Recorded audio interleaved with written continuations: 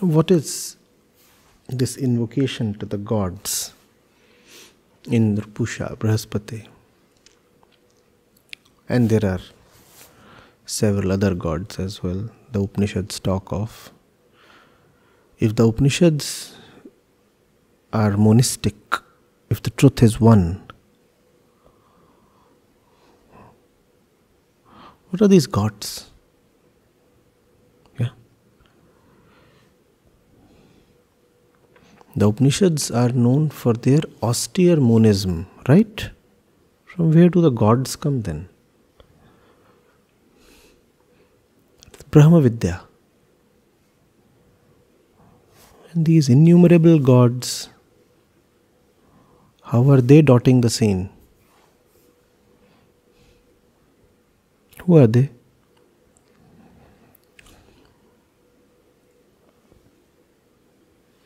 These are the questions you must ask.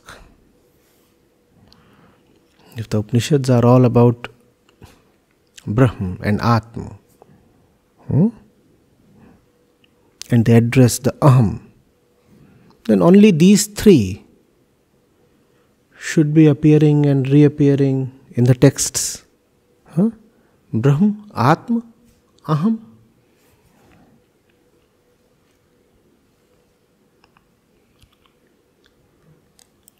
With some kind of smattering of man, indriya. All these things too can be present. But where are these gods coming from?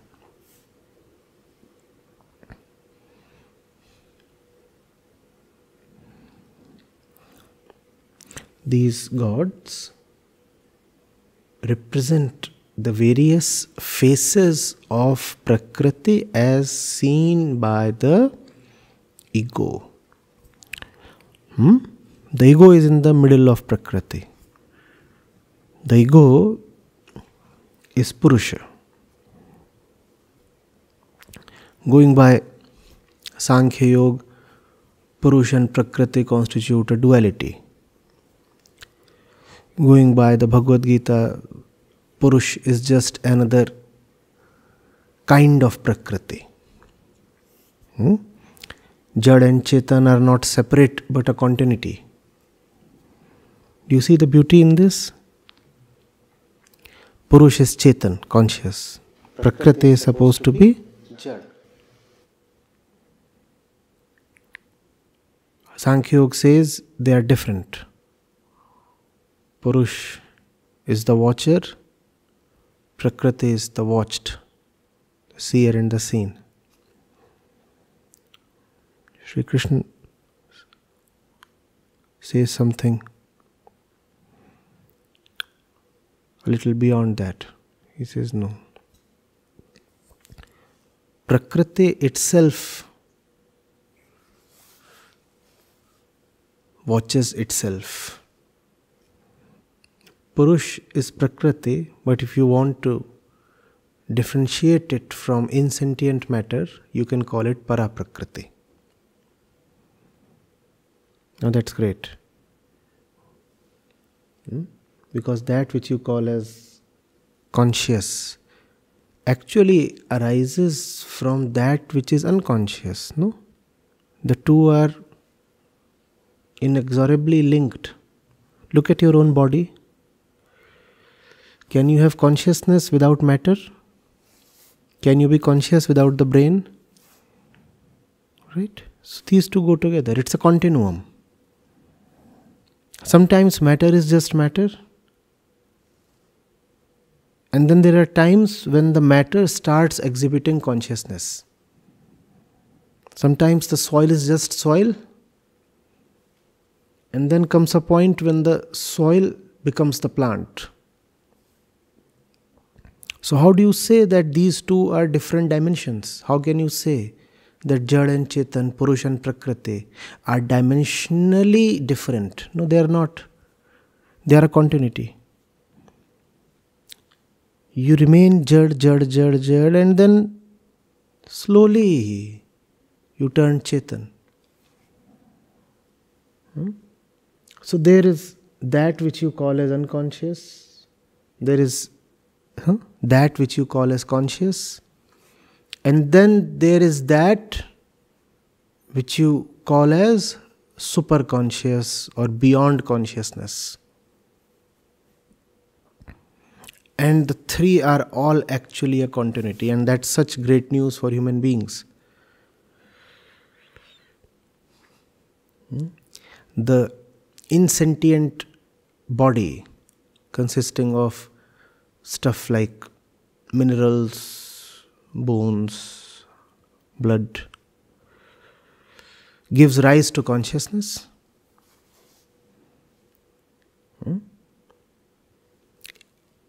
Sentience arising from insentience, and this sentience that arises from this insentience is incomplete, as human consciousness is. It's an incomplete consciousness. This incomplete consciousness can rise to become complete. So it's a continuum.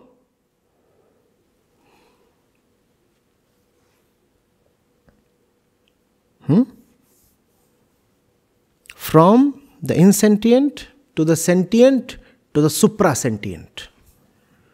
From the body arises consciousness, and this consciousness has the potential to reach the sky. Are you getting it? From the soil arises the man, and this man has the potential to reach the sky. You get the metaphor, right? We are not talking of spacecrafts. So it's a continuum. Now you know why the soil itself can be worshipped as the ultimate. Because it's a continuum. It's the same thing. From the soil comes man, and man can turn divine. So you can worship the soil as well. You can say that the divine is hidden in the soil particle. Kan kan mein Bhagavan.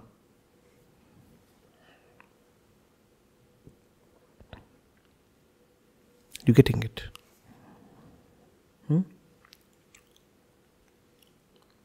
So what are the gods? If you can worship soil, you can also worship the wind. The plant requires wind probably as much as it requires soil. Right? Man requires air almost as much as he requires soil. We say man arises from soil and then man can reach the sky. You could also say man arises from the air and can reach. So if soil is to be worshipped, and water, how about water? Water too. These are gods. You see why they are worshipped? Do you understand this? What is polytheism then?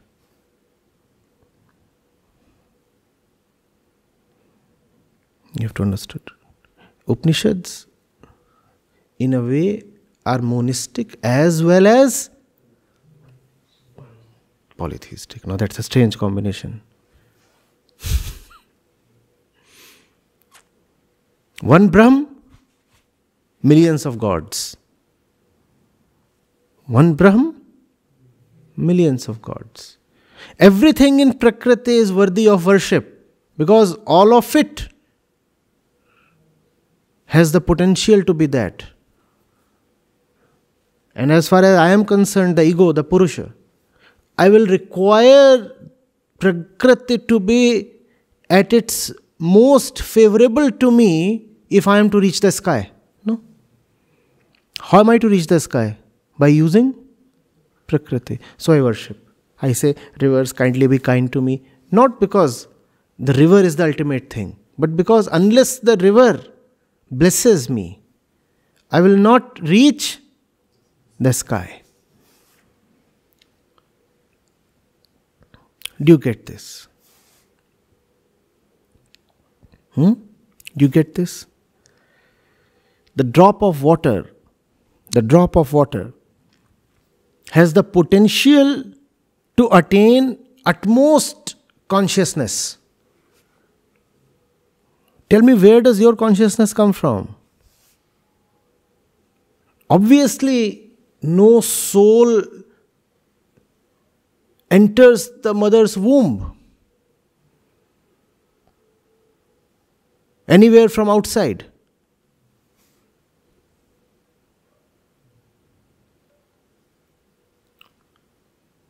Doctors, researchers are trying to pinpoint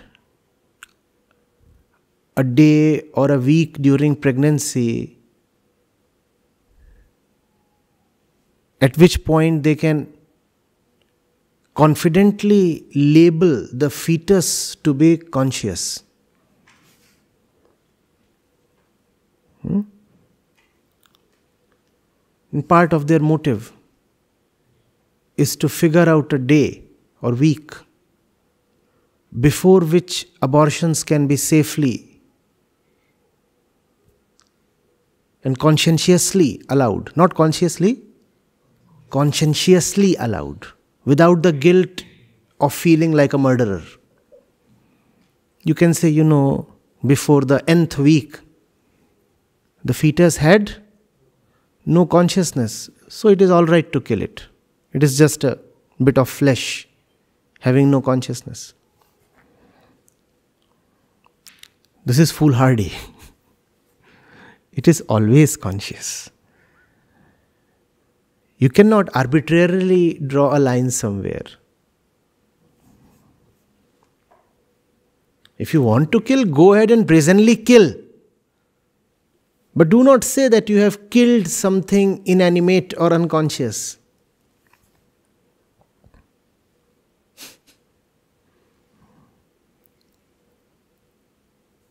Getting it?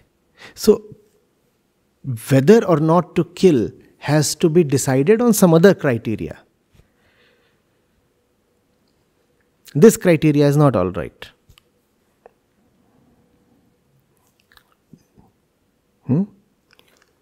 People laugh at Indians when they worship animals and trees and rivers and mountains and stones. And a lot of that is actually worth laughing at. I do not want to defend the insane. But it's also important to understand where all that came from.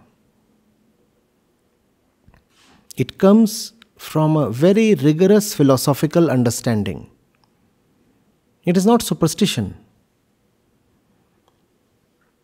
It's not some tribal myth being played out. It's coming from very, very analytical philosophy. We all want the absolute. The absolute in consciousness. And consciousness itself seems to be coming from the unconscious. So the unconscious and the conscious are one. It's a continuum. Because if you will not believe the unconscious and the conscious to be one, then you will have to accept miracles. You will have to say, there is the material, and suddenly it becomes conscious. And how can that happen? Then you will have to bring in a miraculous God from somewhere. God did it. This was there. And then God decided to breathe life into it. No, you don't have to breathe life into it. It already has all the seeds of life. Else life could not have begun on this planet. Tell me, how did life begin? There were the rocks and water and soil. From where did life come? The rocks contained life in a very, very subtle form. The rocks are alive. Oh my God. No, that's what India has said. Everything is alive. Respect everything, every bit of it. It is all alive. Obviously, the level of consciousness is different. So the kind of feeling you need to have for a Krishna has to be very different from the kind of feeling you need to have for a pillar. Even if you know fully well that the pillar has all the potential to be Krishna, yet Krishna is that potential manifested, and the pillar is just potentially divine. Therefore, if you have to step over Krishna or the pillar, you have to make a choice. The choice is clear. Even though we know that the pillar too is worth worshipping, yet our respects will first go to Krishna. You getting it?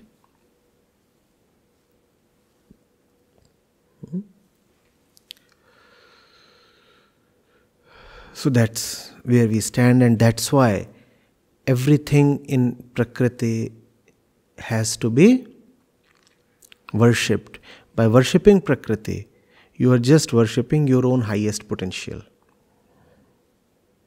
Nothing else. And if you are not taking Prakriti as the mother of consciousness, then remember that superstition will be your only recourse. You get the clear logic? If this is not leading to life, then life has to come from some godly intervention. And that's what so many people believe in, right? That there was just the soil, and God picked up soil, and God told soil, you come alive. And then soil came alive. No. You don't have to make the soil conscious. The soil is already conscious. The unconscious and the conscious are a continuum.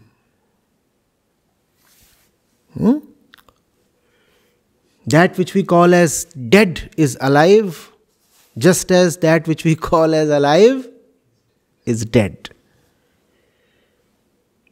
So this duality is not very useful. It will not take you very far.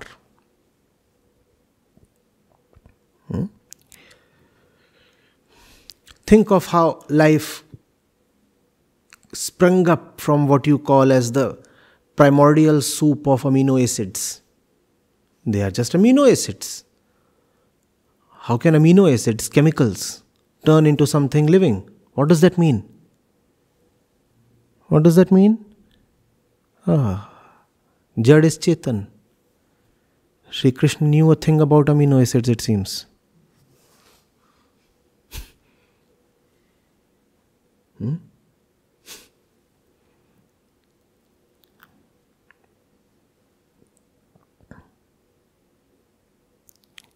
If you will go into the implications of what we have just said, you'll be astounded. In fact, we can have a complete course on this topic. What are the implications of knowing that the pillar is in some way my consciousness? What does that mean for the way I live, the way I look at myself, the way I decide, I go about life?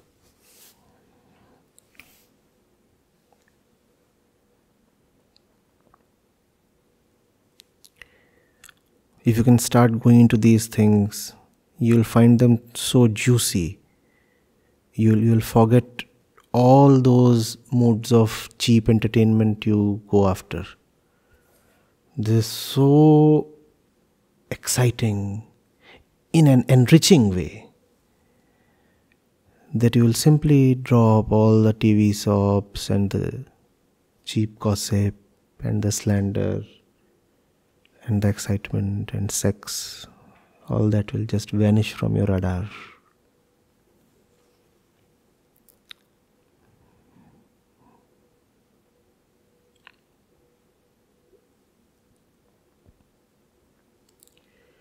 Getting it?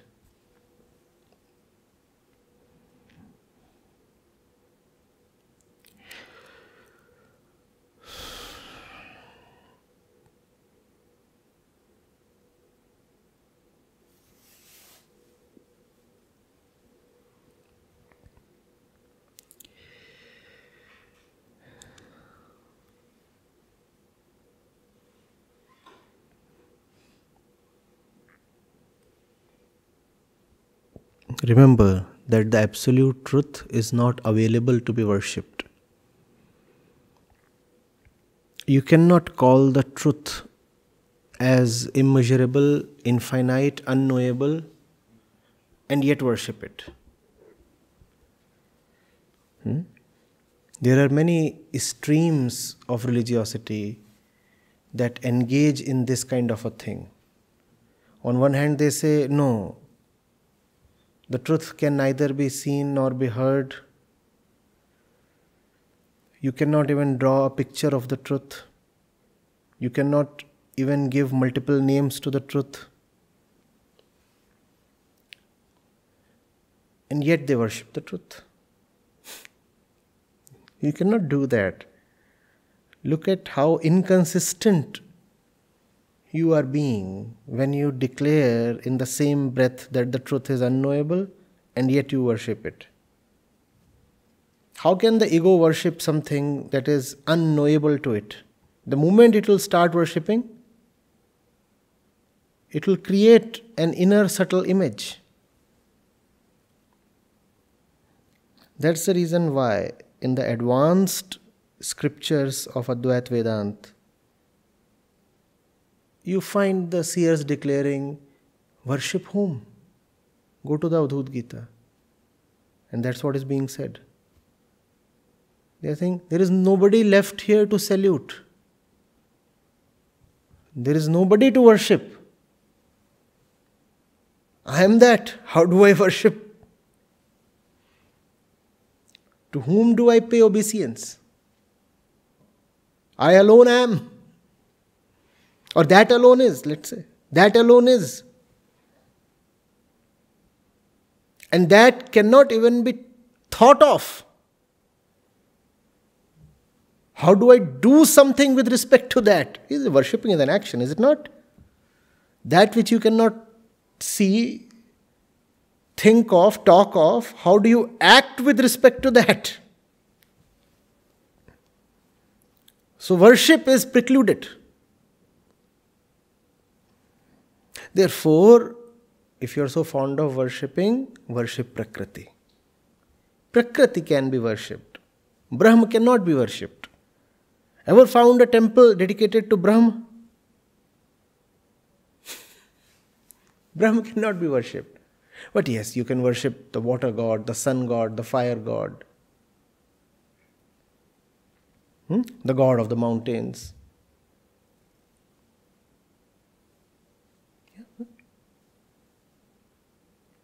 The horse god,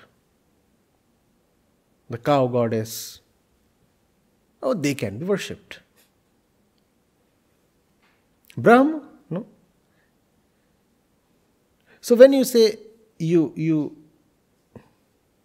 believe in the absolute, that very moment you should also say, I will not worship anymore. And if you are still worshipping, then you are bringing down the absolute. You are pulling down the absolute to a level where it is amenable to worship.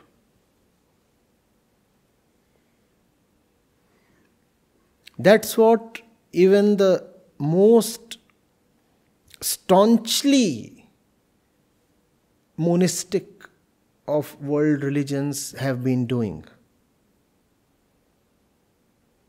It's just that they probably do not realize what they are doing.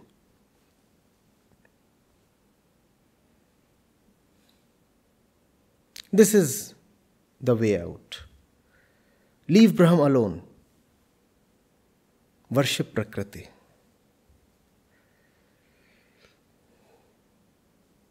meditate into Brahm. Worship Prakriti. And worshipping Prakriti can be a way to meditate into Brahm. In fact, the only way. Worship Prakriti so that you can move into Brahm. If Atma is the only truth, why do we never worship the Atma? You never wondered?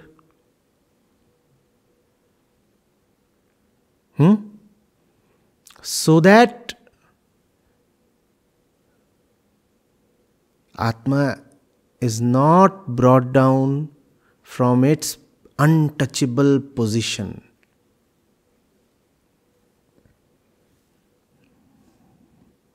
The moment the ego touches the Atma,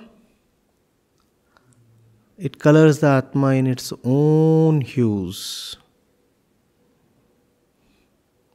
So leave Atma alone. We do not deserve to touch it.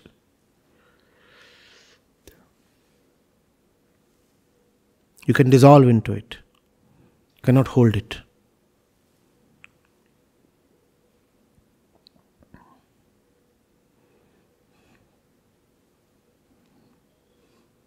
Getting it?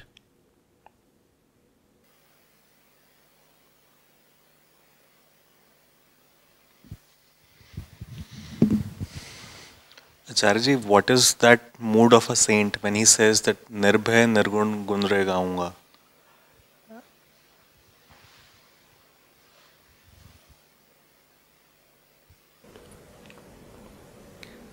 The mind has to sing.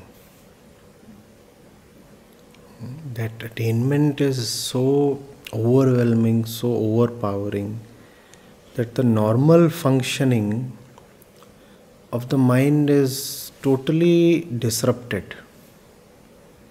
Your usual patterns are dynamited. It's like your chains being dynamited. So there is great freedom. Now, what do you do with that freedom?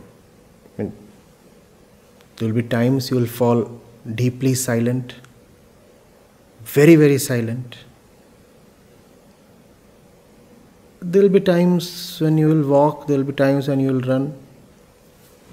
That exuberance will show up in all the ways and whatever ways are possible to you. Right? Now obviously this elbow cannot bend 180 degrees. So even if I realize the so-called truth, I cannot bend it 180 degrees to display my gratitude or my joy. But this much movement is possible. So this much movement I will definitely exhibit in a celebratory way.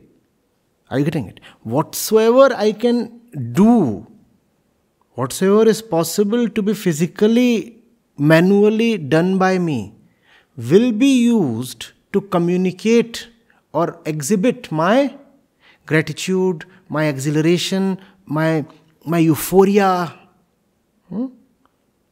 Right? Everything. So what all can I do? What are the things? I can remain silent, I'll remain silent. I can sit, I will sit. I can walk, I will walk. I can dance, I'll dance. I can sing, I will sing as well. It's just that singing gains more prominence because singing does not usually come to us. We are people of prose. Because prose is more logical, more intellectual. Singing requires you to be a bit off-center. Aren't songs, good songs, a bit cranky? You cannot logically approach them. It doesn't mean they are illogical or that they are insane or foolhardy. It's just that they have that transcendental fragrance in them. So that starts coming to you. Obviously, that transcendence will be there even when you are just walking, plain vanilla walking, morning walk. Even in that walk, that transcendence will be there, but it will not be very detectable because you are just walking. Maybe you will know inwardly. Maybe somebody who loves you will be able to detect. Maybe somebody who has wisdom too will be able to detect. But it will not be very pronounced. It will not be very obvious. So it's not as if saints just sing in realization. They also eat in realization. They also sleep in realization. They also fight in realization.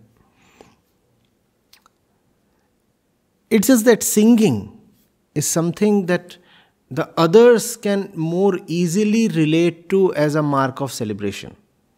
So songs have become prominent. You'll have a book by the name Songs of Saints.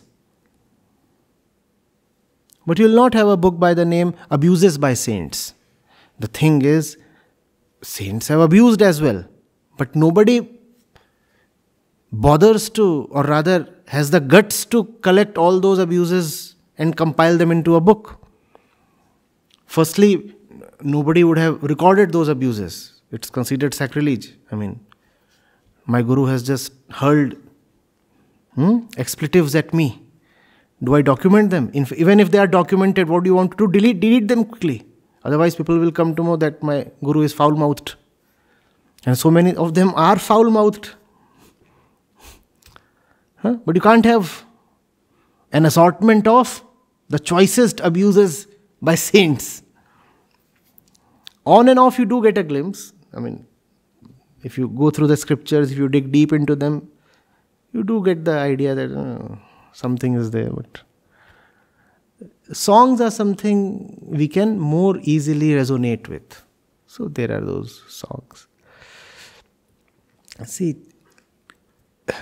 wisdom or realization or truth attainment or right living, these are not passive things. They show up in all your activities. You cannot say your daily activities all belong to one dimension and truth realization belongs to another dimension. When that thing happens, and it's a constant happening, as I have always said, as that thing keeps happening, it casts its shadow. It sprinkles its colors on all the myriad aspects and activities of your life. Are you getting it? Your relationship with your dog will change as you turn spiritual. Your relationship with the jacket will change. Your relationship with your food will change. The way you sleep changes as you grow in wisdom. Are you getting it? So, but those things cannot be compiled. The way the saints slept, it would be pretty uninstructive, firstly. Sleeping poses of various saints, if you come upon such a book. And all that has is sketches of, this saint used to sleep this way, this saint used to sleep this way. You will not learn much from it, because whatsoever is happening there is not, as I said, very instructive. Songs, they are utterly instructive. So mankind has saved them, preserved them, and passed them over generations. If you can learn, you can also learn just from the glance of the wise one. But how do you document a glance? Today probably you can. You can click the face and the glance can be somewhat preserved. But you couldn't have done that in the times of Kabir Sahib. So all that you have managed to preserve is Nirbhay Nirgun Regaunga. Otherwise, could you somehow preserve his glance too would have been equally illuminating. Not for everybody. Not for everybody. Only for those who know how to read eyes. And such people are not very numerous. Are you getting it? You cannot remain the same person. It's as simple as that. As you grow in consciousness, you cannot remain the same person. Your songs change.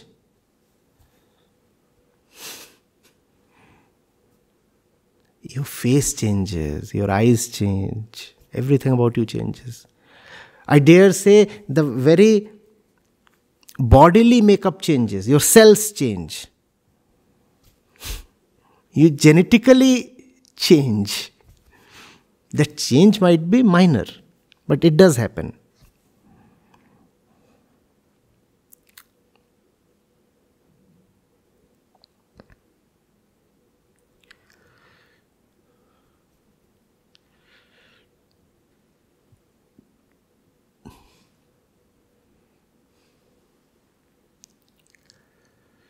That's why liberation is also called the great death. The very body changes. The old body does not exist anymore. So that's a death. Even in physical terms, it's a death.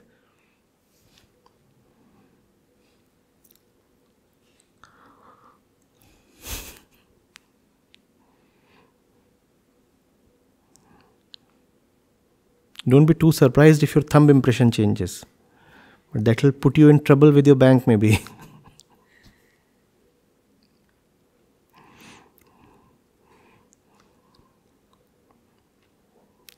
It won't change, don't worry. It's not as gross as that. But yes, the odor of your body can change. Subtle things can change. Our faces, they always carry a fundamental underlying expression. Even if you are totally unexpressive, let's say during your sleep, still you carry an expression, and that expression is unique for each particular person. Your stock expression changes. There is an underlying expression for each person, and it's unique for each person. And on top of that underlying expression, do we cry and laugh and smile and grin and grimace? We may do anything, but all that is on top of the underlying expression, right? The underlying expression itself changes. How you look when you are asleep, that changes.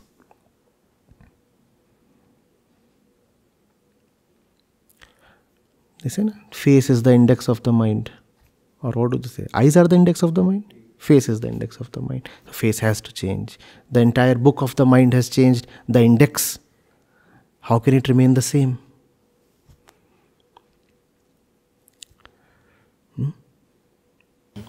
Acharya, we talked about praying and worshipping. So, the way worship and prayer is done in the contemporary sense nowadays, it's as if people have forgotten the reason behind the worship, in a sense, right? Because you worship Prakriti because Prakriti is such that Prakriti enables you to reach the divine.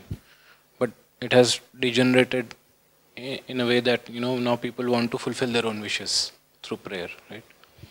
So, for someone who has forgotten the reason for praying, can the act of praying itself somehow remind him of something which he has forgotten, firstly? And may or may not happen. Can't say with certainty. And you go to a temple or a mosque or a church where you have 100 others like you, indulging in same bleak ignorance as you, how will that serve to remind you of the real objective of worship? It won't. Or it may, depending on who you come across. Maybe the priest is special. Maybe something in the lines, verses, words you have just uttered struck a chord within you. Can't say with certainty. And on the same lines, for someone who does, who is clear about the ultimate aim of, who remembers the divine all the time, for that person is praying going to be helpful in any sense of keeping him constant on the path, or? See, somewhere there has to be sincerity, right? Praying is like reminding yourself of your sorry state as well as your great potential. But there has to be right intent behind the reminder, right? You can set an alarm to wake up, or you can set an alarm to not to wake up. What is the intention? There are times when setting an alarm can become just a rite, some ritual pattern. And then there is no life, no warmth in it. You want to live the right life, and you find that you often forget rightness. Therefore, you remind yourself that every Monday, every Thursday, I'll visit the temple. Now, this is one thing, because the intention holds sincerity. On the other hand, you do not even have the intention to live a right life, and you go to the temple twice a week, just like that. Doesn't mean anything. The temple can be a great help only if you want to be helped. If you are randomly straying into the temple, how will it help you? Everybody is flocking to the temple. Oh, is it Tuesday today? Yeah, it's Tuesday. I too will go. No, this won't help. First of all, there has to be an intent. What do I call it? Intent, a feeling,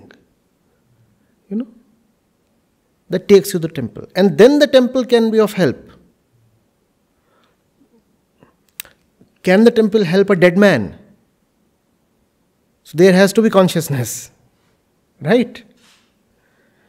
If the temple could help you even without your consciousness, then temples could have helped even dead men. But temples do not help dead men.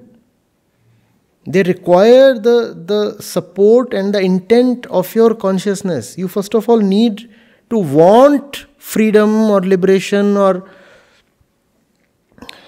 clarity, and then the temple can probably help, or prayers can help, or worship can help, or all the other things that have been created as instruments to help, they can be helpful.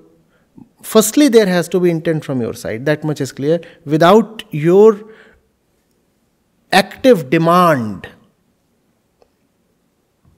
nothing will come from that side.